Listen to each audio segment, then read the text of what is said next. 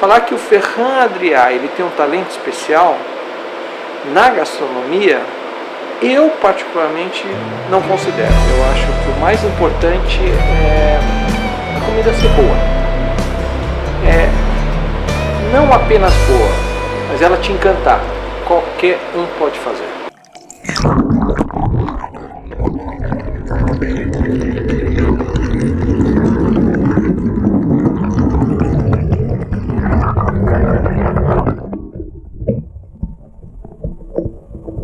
Bom, por que você começou a cozinhar? Porque eu sou guloso. Adoro comer. Pra matar a fome. Tá vendo? Na verdade foi aleatório, não tem algo muito específico. Eu tava... Assim, o que eu me lembro, a minha relação com comida é quando eu tinha uns 5 anos de idade. Eu acordei antes de todo mundo, fui na geladeira, tinha um presunto. Aí eu peguei, mas não sabia cortar, peguei a faca de manteiga, assim, comecei, arranquei uns talhos e peguei, embrulhei e guardei de volta. Minha mãe acordou e me deu uma bronca. Acho que talvez eu tenha marcado mais a bronca do que o presunto.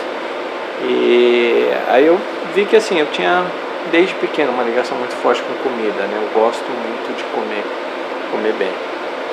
Então, os meus primeiros dinheiros eu gastei com comida, né? Sempre, desde junk food, né? Aí, ao longo do tempo você vai aprendendo a apreciar comidas mais sofisticadas e até que profissionalmente eu escorreguei para esse lado. João, você tem o restaurante aqui já há bastante tempo, você é bastante aclamado aí pela crítica e pelo público como um dos melhores chefes aí de São Paulo. Você define a sua comida como uma alta gastronomia? Bom, a gente teria que discutir aqui o que significa alta gastronomia.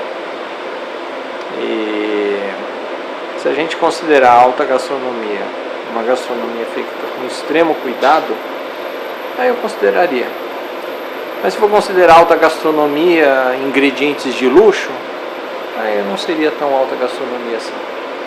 Eu acho que é um termo bem relativo, né? O termo geral mesmo acaba sendo definido eu acho que pela apresentação, pelo cuidado e tudo mais. Então, eu acho que seria um sushi de alta gastronomia, né? É porque hoje tem bastante, sobretudo aí na cozinha contemporânea, uma definição assim, que é autogastronomia, aquela que tem o uso de ingredientes exóticos, espumas e invencionistas, mas também poderia existir uma alta gastronomia com ingredientes tradicionais, não? Não, sem dúvida, né? Se você pegar um prato milenar que é o pato de Pequim, feito com o máximo de cuidado, que é uma altíssima gastronomia.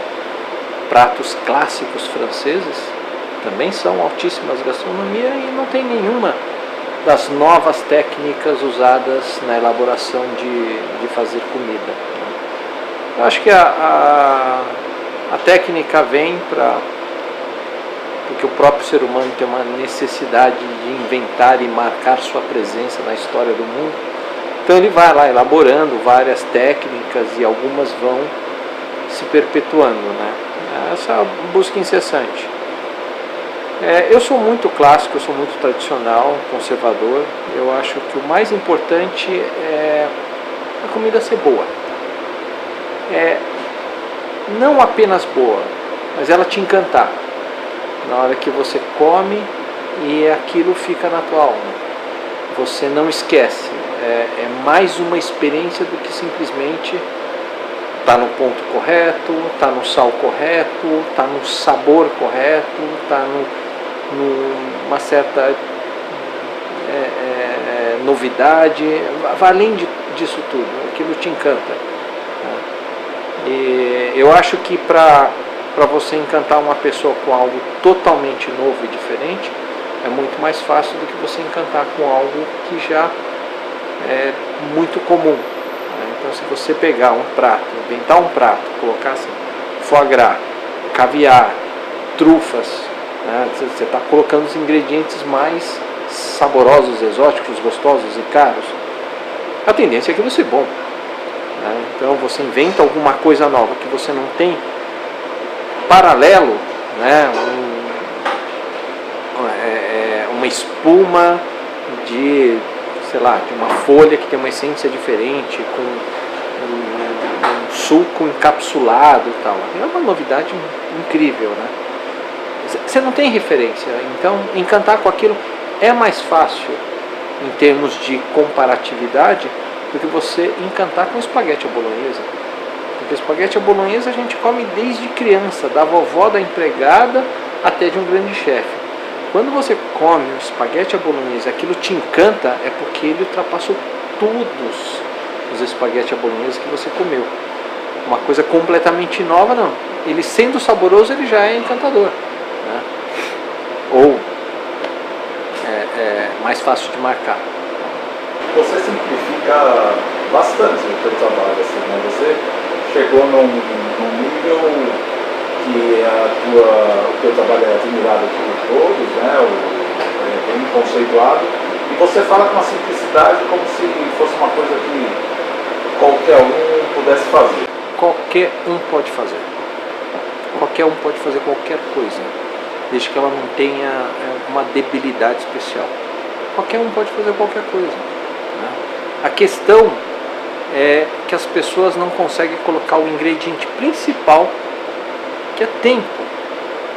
Então, se você pegar algumas pessoas que vão fazer aula de pintura, algumas pessoas têm uma percepção a mais e desenvolvem mais rápido do que outra.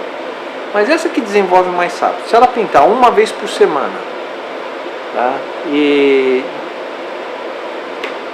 mês sim, mês não, e você pegar uma outra pessoa que tem muito menos aptidão do que ela, né? Assim, o primeiro desenho dos dois, nitidamente você percebe que um tem mais habilidade que o outro.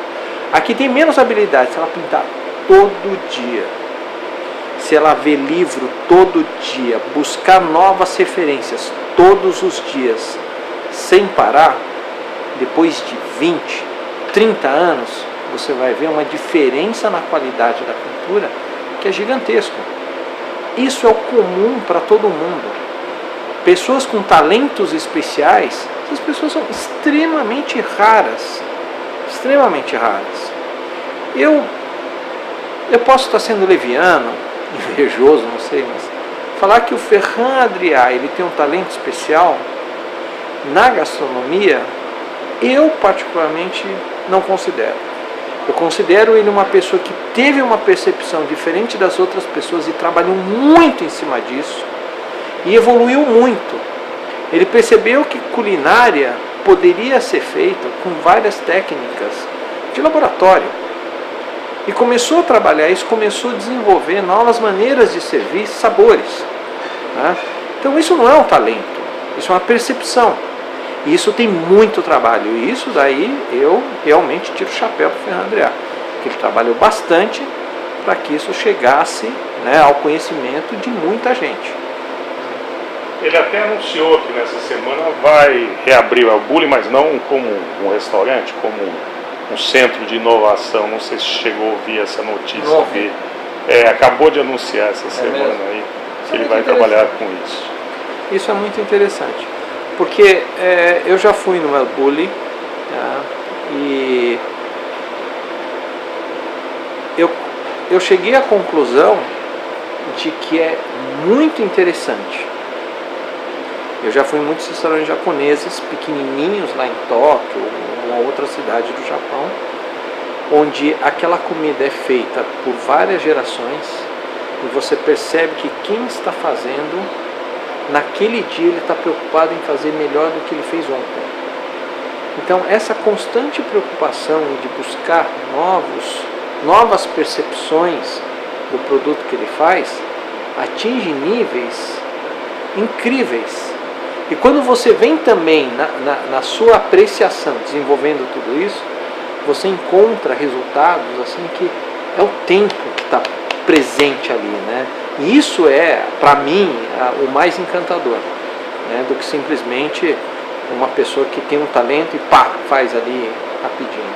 E nesse sentido, João, nos últimos anos houve uma profusão de restaurantes japoneses no Brasil, em São Paulo principalmente, E o que a gente percebe, de uma forma geral, é um pouquinho de falta de identidade, né? O restaurante japonês, mas nem tanto. Não sei se você tem a mesma visão sobre isso. Como é que você avalia isso? Eu faço um paralelo triste da cultura brasileira, ou cultura dentro do país Brasil, né? Nós tivemos uma degradação cultural no sentido geral. A educação foi muito sucateada, né? A educação, acho que é a estrutura da cultura. Você precisa de muito estudo para você poder raciocinar bem sobre cultura. E nós perdemos muito disso. A própria cultura brasileira hoje ela está, assim, desculpa, assim, ficar ouvindo alguns tipos de música de funk e falar que aquilo é cultura brasileira. Se aquilo é cultura brasileira, eu vou chorar, né? Porque perdeu-se muitos valores. E nessa onda você percebe muita gente fazendo de tudo em todos os aspectos, inclusive na gastronomia e na gastronomia japonesa. Você tem duas forças, né? Uma é do próprio business. Na hora que uma pessoa resolve montar um restaurante japonês, o objetivo principal é conseguir fazer uma grana em cima disso, né? E aí vai contratar alguns chefes que estão trabalhando em alguns restaurantes, aí ele procura criar uma identidade pessoal, tá? E aí ele faz isso, daqui a pouco ele se desentende com o dono do restaurante, aí ele faz parceria com o novo dono de restaurante, inaugura outro, né? E esse é a dinâmica do crescimento dos restaurantes japoneses por São Paulo. Tem um lado bom, mas tem um lado ruim, né? O lado bom, que eu acho, é a miscigenação, que uma gastronomia que veio do outro lado do planeta, no fuso invertido, quando todo mundo está acordado, a outra turma está dormindo, vem do outro lado do mundo, chega aqui, num ambiente completamente diferente, tá? E você tem o brasileiro participando da execução dessa culinária. É impossível você querer que ele não coloque parte da cultura dele. A pena é que no volume, a cultura que ele coloca ainda é uma cultura rasa. Então na hora que ele pensa, fala assim, eu vou inventar alguma coisa, ele coloca uma macaxeira, ou ele coloca uma goiabada. Então ele coloca dentro de um repertório muito simples, tá? Aí você só espera nascer uma qualidade de sorte, ou da percepção de alguém, que eu também consideraria sorte, de uma pessoa simples que faz isso, que percebeu, sem mesmo muita cultura, coisas incríveis. Esse eu chamaria de pessoas com talento, né? A miscigenação, ela sempre é benéfica, né? É a mistura de culturas, né? Quando você percebe a Espanha aflorando com a sua gastronomia, você percebe pessoas que tiveram estudo, tiveram educação e tudo mais, e tiveram vivência.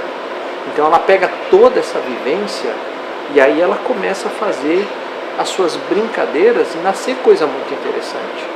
Mas quando você percebe uma pessoa com um repertório muito pobre, ela tem muito pouca coisa para inserir nessa mistura. Aí a chance desse resultado ser rico é menor. Pode vir a acontecer? Pode, claro que pode, né?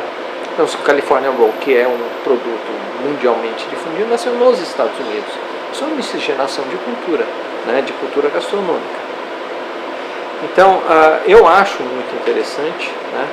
Mas infelizmente ainda não tem acontecido de aparecer qualidade. Vai aparecer, que eu acho que todo crescimento é uma pirâmide. Você sempre vai ter uma ponta menor, mais sofisticada, e uma base cada vez mais larga e volumétrica, fazendo mais quantidade, né? E isso vai soltando a qualidade lá para cima. E você usa algum ingrediente brasileiro ou criou algum prato com ingredientes brasileiros? Ingredientes tradicionalmente brasileiro, eu Eu acho que não.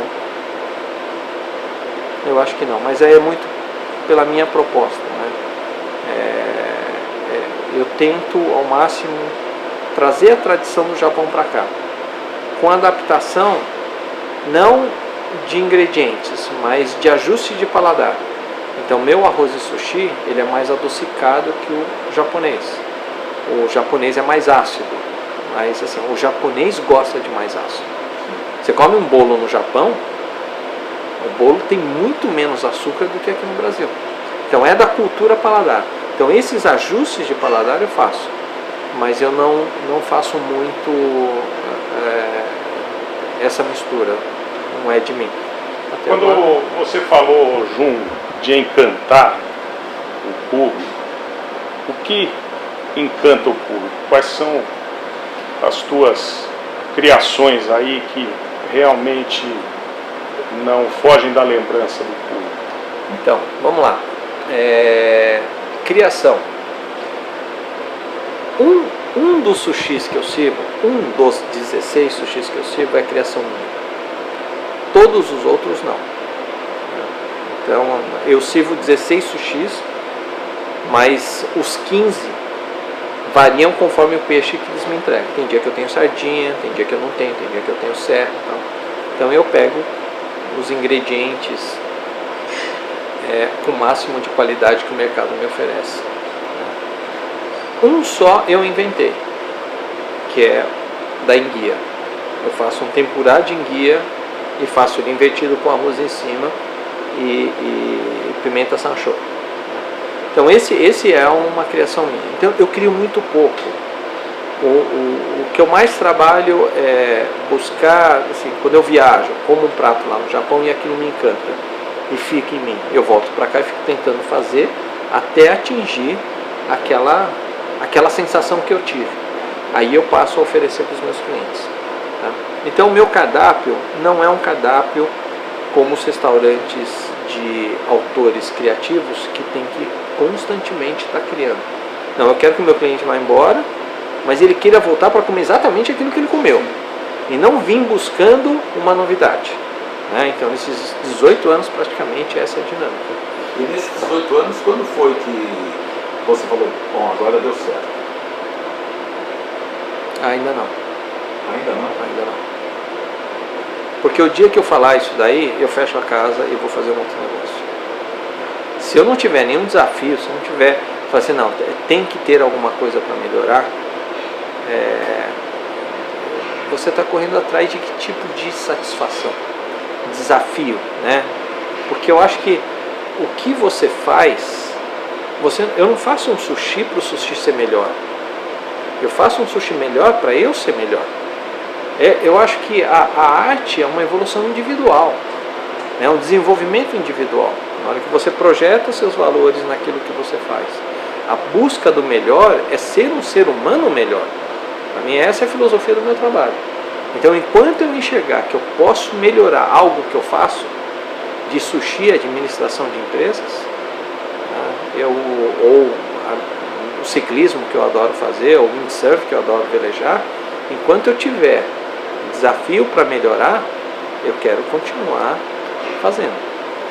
Então, e aí voltando à sua pergunta de o que eu faço para tentar encantar o cliente.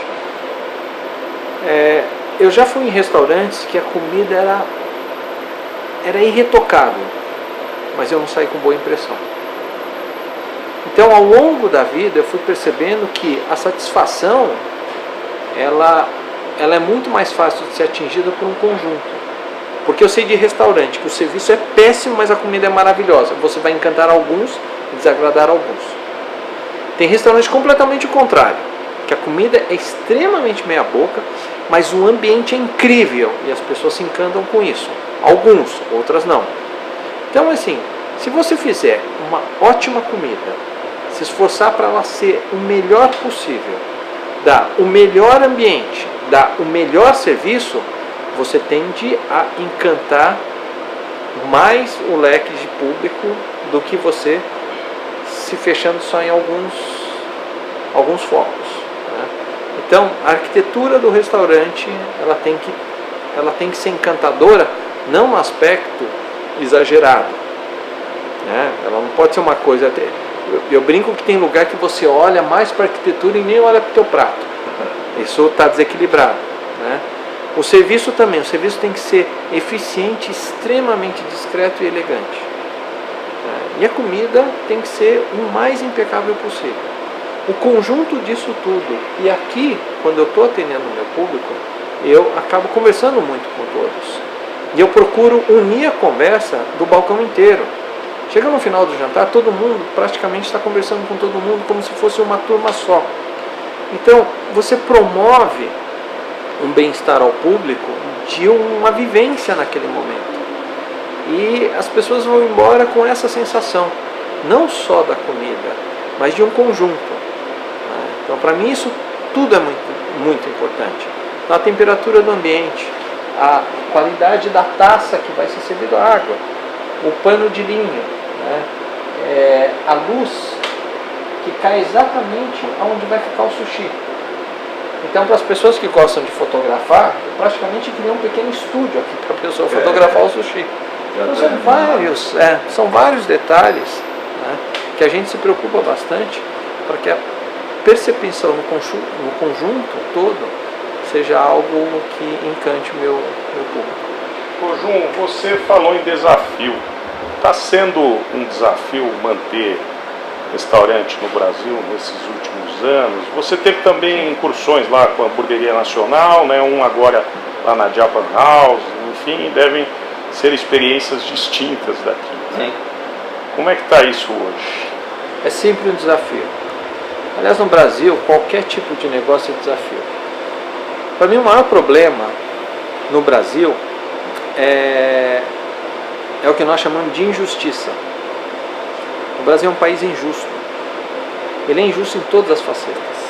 Então tem gente que acha que eu andando num carro blindado na cidade de São Paulo, dono de um restaurante, e ele andando de ônibus, não é justo.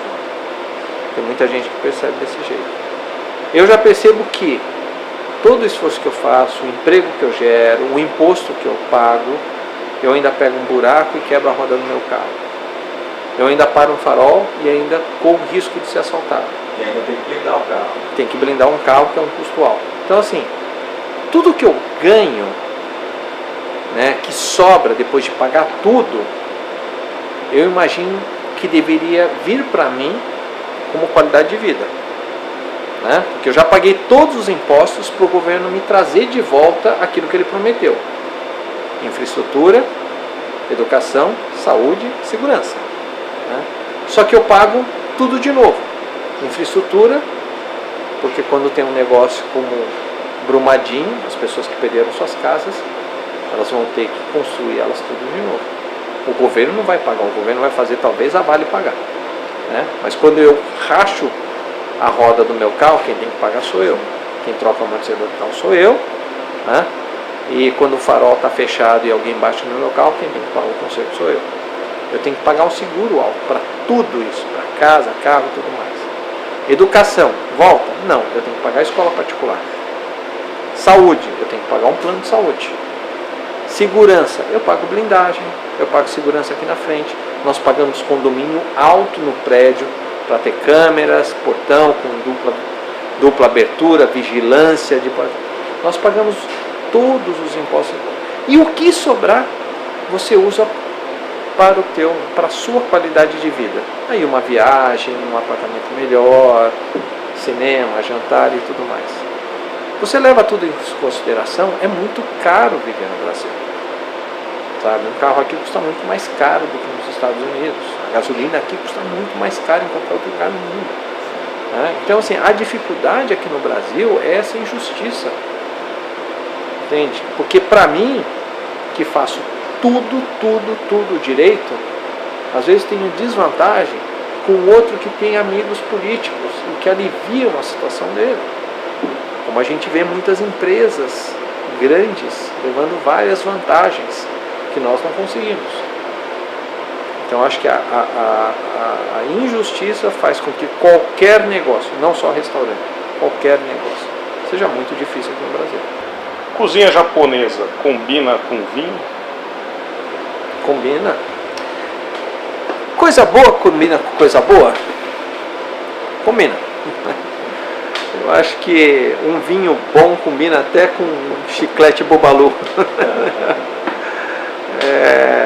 Tem vinhos que, pelas suas características, os vinhos com muito tanino, talvez não combinasse com alguns peixes, que metalizasse muito na boca. Eu acho interessante isso porque às vezes eu percebo pessoas bebendo vinho aqui no balcão. Hoje nem tanto. No começo, que o restaurante abriu, eu tive muitos clientes, amantes dos vinhos que vinham aqui. Na minha janela ali eu expunha todas as garrafas maravilhosas que já foram bebidas aqui, até eu perceber que eu estava sendo um pouquinho exibido, mostrando essas garrafas, aí eu tirei tudo. E aí fica assim, a pessoa toma um tinto maravilhoso e come, fala assim, metaliza, né? Mas quando ela come um sushi e toma um copo d'água, ela não fala nada. Porque o vinho é caro e a água é gratuita? Não. A vivência da experiência é a mesma. Come um sushi, qualquer sushi, e bebe um gole d'água e percebe. É horrível. É horrível, né? Só que fica na mente da pessoa que a água é neutra. A água ela não está lá para ser degustada, ela está lá para matar a sede, ela está lá para limpar a boca. Então nessa hora de limpeza da boca, o sabor desagradável da boca faz parte da limpeza da boca. Não, você está jantando. Que todo jantar, tudo que venha no seu paladar, seja agradável. Que não tem um momento de agora é hora da faxina para eu ir para o próximo. Não, seja agradável também. Água, eu falo. Eu peço para meus clientes, às vezes pedem água. Eu falo assim, pede chá. O chá combina muito bem. Tá? Alguma cerveja muito elaborada combina melhor do que muitos vinhos. Né? E aí tem a questão pessoal, que isso é intangível, né? Aí vale. Quer tomar vinho, bebe. Aí assim, vai tomar vinho com um peixe metálico, com sardinha, tudo, dá um tempinho. Bebe o vinho, curte o vinho, dá um tempinho, come o sushi, curte o sushi, dá um tempinho, bebe o vinho de novo. Juntos, realmente, alguns não vão combinar. Então, a brincadeira, você vai comer um brasato, feito com um bom barolo, e você vai tomar um barolo, os dois na boca nessa hora, realmente, ele vai ter uma harmonia. Mas vinhos bons eu acho que você não pode colocar na boca com nenhuma comida. Raríssimas situações. Um belo foie gras. Acho que a minha experiência mais alucinante e proibitiva foi uma vez que eu jantei na casa de um cliente, amigo meu. Eu não vou ficar citando nomes. E ele é assim, de um rigor absurdo. Ele fez um foie gras na casa dele e ele, quando saiu, ele só compra vinhos em caixas, E aí ele fez um foie gras com Chateau Yquem 88, que é uma safra, é a safra considerada diferente de todas as outras safras. Ele colocou o foie gras na frigideira, virou o foie gras no tempo correto e encheu a frigideira de quem? Depois passou para o prato e quando chegou na mesa tinha garrafa de quem para beber junto também. Naquele jantar nós estávamos em 2, 4, 6, umas 9, 10 pessoas e foram 3 garrafas de quem naquele prato, uma para o cozimento e 2 para a gente beber. Então, esse momento você esquece que você pagou alguma coisa por isso, Só aproveita, porque se você fizer as contas, dói. Mas foi uma experiência incrível. Muito bom, agradecemos aí a sua entrevista. Obrigado.